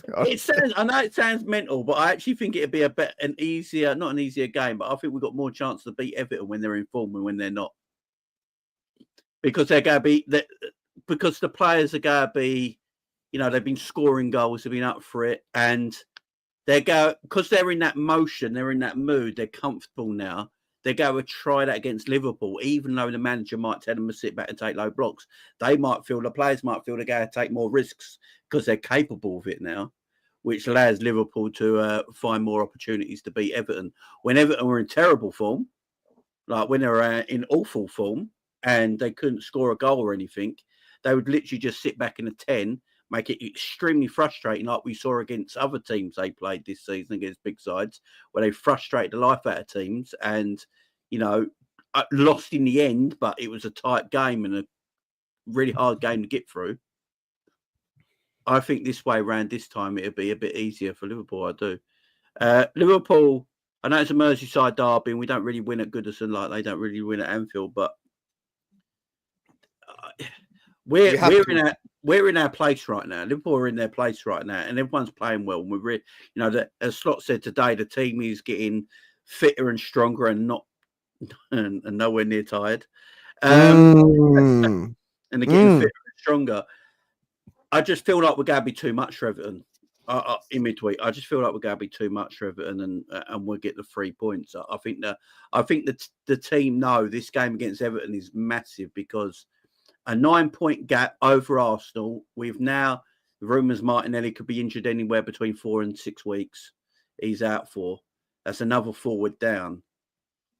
I just think he said it was 7. Yeah, I think that's just going to put a real dent in Arsenal's title ambitions as well. So I think the team know this game on Wednesday is massive. So I know it's a weird one, me saying it might be an easier game because they're in form, not in form. I don't know if people get what I'm meaning by that, but yeah, I feel we'll get the job done. I do.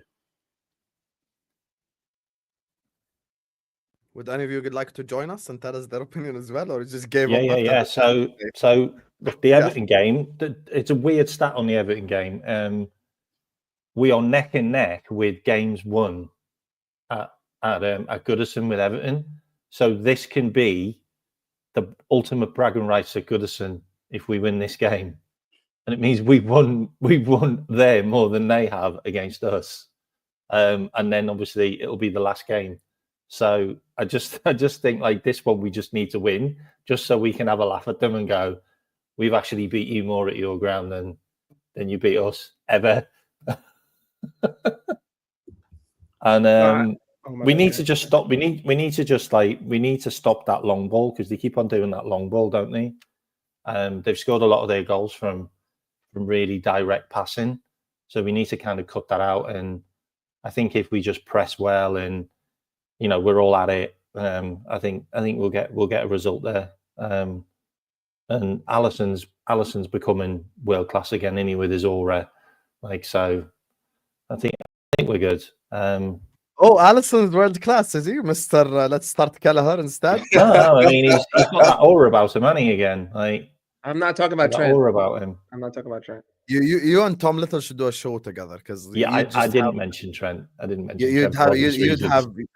You have Liverpool signing Mason Mount and shit. So I do agree with the red line though. It is definitely a must-win game. It's definitely a must-win. It's not just a must-win game. If you win this game, the title is completely over. In my opinion, if you win this game, you're 9 points clear your level, which means that you could draw 4 games out of the remaining 14 and still be ahead if Arsenal win all of their games. Essentially, you're buying yourself points to drop games in. I don't think that we have more than 4 tough matches out of the remainder of our 14, and I think it would be crazy to say that we're going to drop points in more of a third of our remaining games, and Arsenal are going to win all 14 of theirs. So if you win this tough game that you lost 2-0 to last season, away, hostile environment, last derby at Goodison Park, you win the league. And I think that with the way that the midfield is playing right now, with the control, with our ability to break down low blocks, we can do that. I think that Everton are flying a little bit or bouncing a little bit, right? New manager bounce, but this is the kind of game where you got to just throw the emotions to the side. And I'm interested to see the approach that Slot will take with it, because as we know, it used to be highly emotional with Klopp, whereas maybe this time it'll be highly pragmatic and simply just don't buy into it, get through the first 25 minutes, keep the ball, go long if you have to, don't make mistakes, just quiet the crowd and then go for the kill. But you have to win this game, and in the form that we're in, I don't care who we're playing away, we should be winning every single game, and that's my expectation, regardless of derby, regardless of competition. And I would start Connor Bradley, because out of 8 starts for this club, we've only conceded 3 goals, whereas out of 22 starts for Trent, we've conceded 18 goals. And just I want the defensive security, and I want to ensure. Also, we've scored 18 goals, so we have a plus 15 there. And if you were to do the math, and if they were going to continue to do it, we would still have less. But either way, have to win it, no matter the occasion, because of who we are and where we're at right now. No excuses. Yeah, it's going to be tough, man. I think the game's going to. I personally think it's going to be proper tough. Moyes coming in, probably the worst thing that could have happened for Liverpool, in my opinion, because if anyone's going to be able to get them up for that game, it's going to be Moyes. If anyone knows the historical, do you know what I mean, background of Everton and the history of Everton and can connect with the fans and knows what it means to the fans, is Moyes. I feel like, yeah, I think Liverpool have got to start fast, and that's not something that Liverpool like to do under Slot. It's like you've got to take the emotion out of it, as Mike said. But at the same time, you've got to have that essence of Jurgen Klopp blitz them early, and control the game. Because if you don't, and Liverpool don't, right? If Liverpool go and sit off, and we go into half time 0-0, I'd be worried. If Liverpool go into half time at 0-0, I'd be really worried, because I just feel like the fans are going to make that place. It's going to be a cauldron. I actually, it's going to be one of the best atmospheres you could experience. Do you know what I mean? The build up to it, the fact it got cancelled. Do you know what I mean? The fact that they can that you have a potential of potentially derailing Liverpool season. Because again, if that, to Mike's point, if that gap is now 6 points as opposed to 9, we're in trouble. Do you know what I mean? Arsenal can now pick up a couple points and Liverpool might go on a bad run. Hopefully not.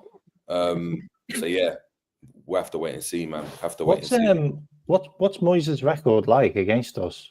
Isn't Not it very really, good. really bad? I'm pretty sure he has a horrible record against us. He has a never- horrendous record. I don't think he's ever beat. I don't think he's ever beat. I mean, I don't. It'll be the same. I don't want us to, like, when it comes to the whole emotion thing, I don't want us to play slow. I just want them to get through the first 10 minutes of the game. I think that the most electrifying Everton that we're going to see is in the first 10 to 15 minutes, right? They're going to be all over us. They're going to press the shit out of us. If we can just get through that without making a mistake going forward, don't take an unnecessary risk. Don't force a pass. Don't open yourself up. Just get through the first 10 to 15 minutes. Let the crowd, dial down 10 to 15 decibels. Then you start working into the match. Then you start working into the game. I think it's just a pragmatic approach in the first 15 minutes, right? And then full regalia, kind of like against Spurs, right? And like the first 15 minutes, we had a lot of the ball. We weren't being unnecessarily risk-taking. And then we score the offside goal. Right after we score the offside goal, all of a sudden, we're just gung-ho, gung-ho, gung-ho, gung-ho. So just that's I think Liverpool are too good at the moment. Yeah, we are. That stat you just said as well, Mike. Have you got the same stat for Kwanzaa and Konate? Because Kwanzaa has probably conceded less goals than Konate, but I wouldn't play Kwanzaa over Konate. I got you. But hold on.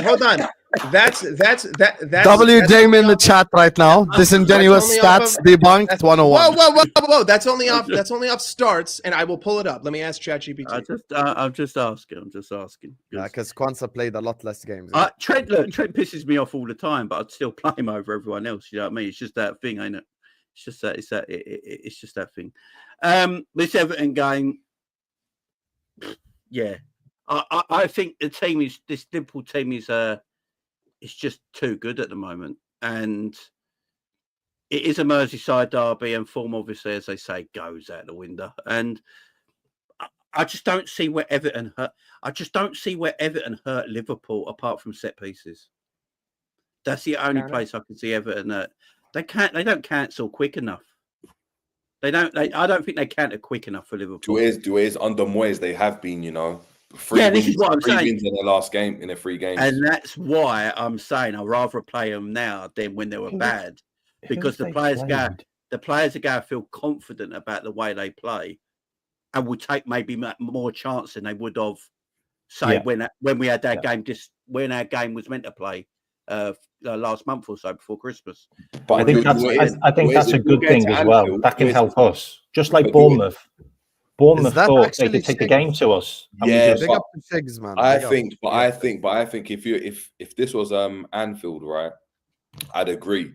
Because I'd be like, look, the onus isn't going to be them to sit off and they might get a bit confident and try to play. The fans are going to want them to go in again, as Mike said, be proper aggressive. And I don't think, I think the atmosphere is going to be so crazy, it's almost like the managers, it's going to be difficult for the managers to even get across what they want to go and do. And I think that aids to Everton a bit more, because what happens, and you see it at Goodison, right? So they press for a bit, as Mike says, then it dies down. All of a sudden, they start booing Calvert-Lewin or whoever's playing up front because the touch isn't there, and he's just running around. He gets hooked off at 50 minutes. Now, all of a sudden, Beto, all of these players are on it. You're going to get a different fight. You're going to get a fight from all of them. And I feel like, I don't know, I'm just a bit wary. Hopefully, I hope we have to score in the first half. Do you know Everton? Mike, why didn't you find the Kwanzaa Konate stat? I did. I'm just waiting for you guys to give me. I don't want to run the show here. Tell us the stat. No, I'll run it. Tell us the stat. Okay, so Kwanzaa has started 5 games, and in those 5 games that he has started, we have conceded a total of 3 goals. Now, Konate has started 11 matches with Virgil van Dijk. And in those 11 matches, 12 matches. 11 matches. We've conceded 6 goals, and we also have 6 clean sheets. So that would be why I'm starting Konate over, because we have 6. But why did you choose with Virgil van Dijk specifically? Because you didn't have that condition earlier on. Well, so I'm only giving what ChatGPT. You didn't condition who was next to Bradley and Konate has 17 total appearances, 16 starts, 1 substitute. Let me How see. many goals conceded? With Virgil 6, but hold on, let me ask it. What about without Virgil? Mm-hmm. Also, using ChatGPT for stats, this is like unbelievable. Yeah, Grok's really good as well, by the way. So. Oh, is he? Michael Oliver's the referee. It's not giving me the stats without Virgil. Is Michael Oliver the referee? Yeah, I didn't need to hear that. But listen, I get it. I have the contrarian opinion. I'm going to get attacked. I will proudly take it on the show. Oh, here we go. Here we go. I have the contrarian opinion. It's not about that. Can I also touch on something? It's not giving me the other 5 games. I don't know why. Can I also touch on something about Everton as well? So, Everton have got Bournemouth before us. I think that game will tell us a lot in whether we can actually do a job on Everton, because Bournemouth are a really informed team and they play really good football, and they're quite similar to us. Which is why we had probably the hardest game of the season against them, which Slot said, a game that we probably didn't deserve to win, he said, in some areas.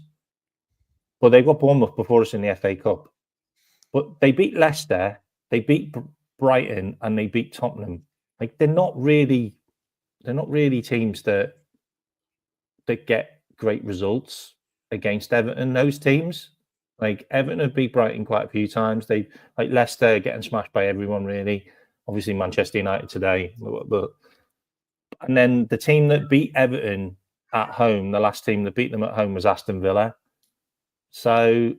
And they also got beat by Bournemouth away, and they also got beat by Forest away. So they've been beaten by teams that are in form. We'll win. There's no upset there. There's no upset. The only thing that scares me is at least earlier on in the season, when teams like Brighton were pressing us, when teams like Ipswich were pressing us, we looked a little bit shaky. I think if we can deal with their press, this will be a cakewalk. Like if their press is completely ineffective, they're not going to do that for 90 minutes. And if we can bypass it in the first 45 and score a goal, if you score a goal in the first half, this game is completely over. So for me, like the only thing to really worry about is just, can we avoid beating ourselves? I.e., can we avoid mistakes? And can we not give them any silly opportunities? And if we can, we'll win this game 2-3-0. Yeah, I think the team's just getting stronger at the moment.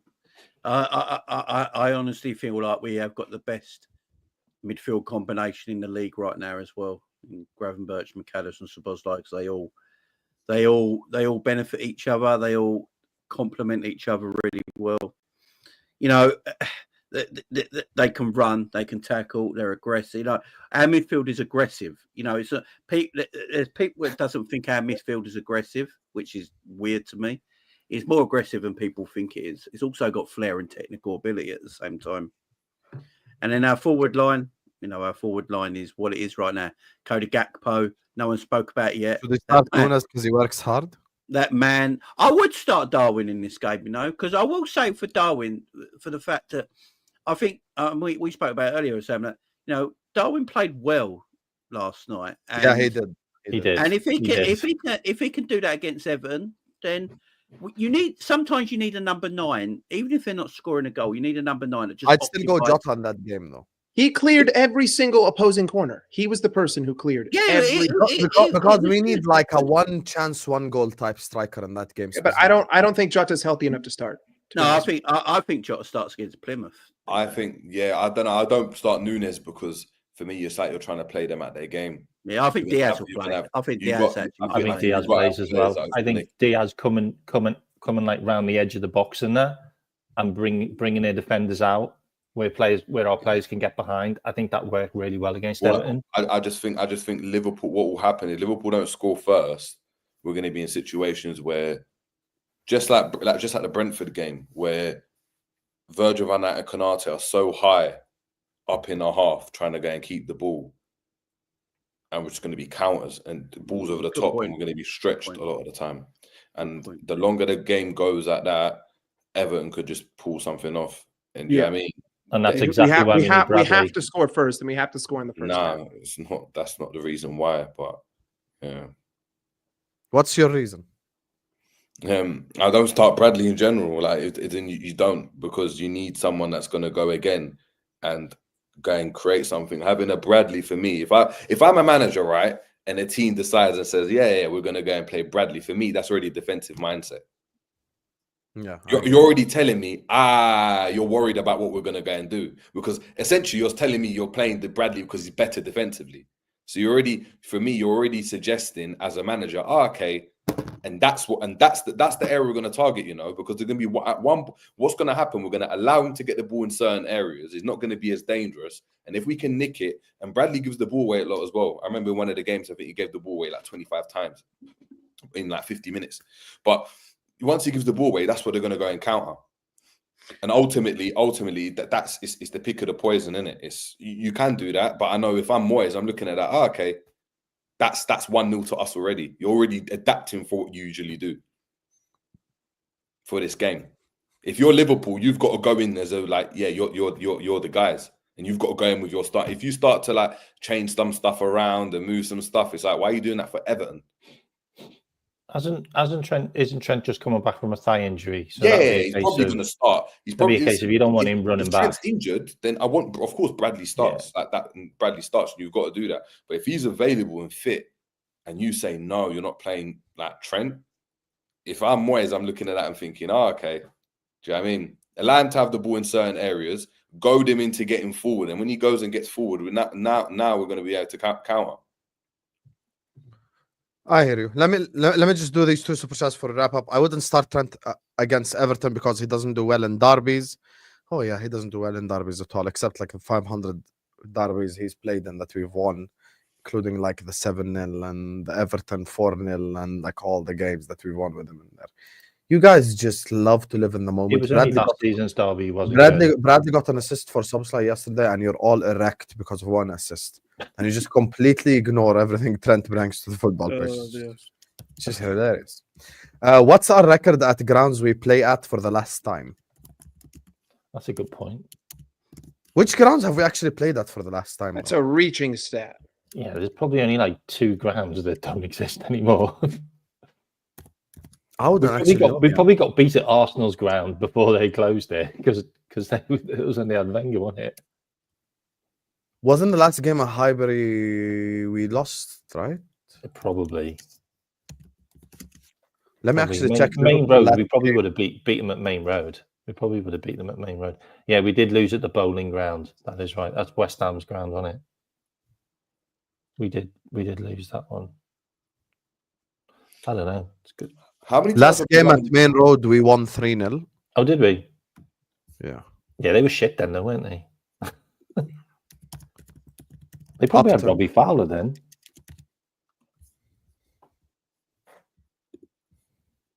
Oh, the last game at Upton we lost 3-1.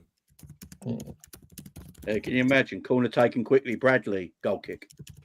Can you imagine? Anyway, don't be that dramatic.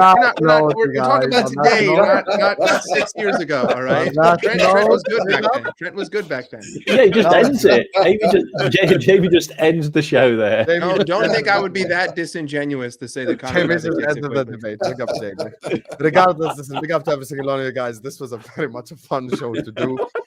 Make sure you just do Robbo Corner first man. Make sure guys are subscribing to the channel if you're yet to do so. Big up to every single one of you guys. Doubles in the chat for all of you for sticking around in this whole stream. Just absolutely incredible debate. Big up to my guy Tron as well for dropping in the 50 fees. Big up to Jay Finn. Big up to Marcus. Big up to Selection. Big up to Abdul Aziz. Big up to Promo. Big up to everyone locked in. Do like the video, please, on your way out. Do subscribe to the channel if you're yet to do so. The results of the poll are 58% Trent and 42% Bradley. So that's quite close. That is quite close, though. Let's be fair. Yeah, listen, the U.S. presidential election was quite close, but you know, at the end, Trump's the president. You get me? So Trent won. I don't give a fuck if it's 51-49. We won, innit? So, regardless, big up to all of you guys, man. Love to all of you. It's very much fun to do. Tomorrow, I'm gonna be back at 4 p.m. UK time, inshallah, with the panel show, and then I've got Chelsea Brighton at night. You know, because we are hating. I want Brighton to win. Yeah, love you all, and see you guys tomorrow, inshallah. Peace out. Up the Reds.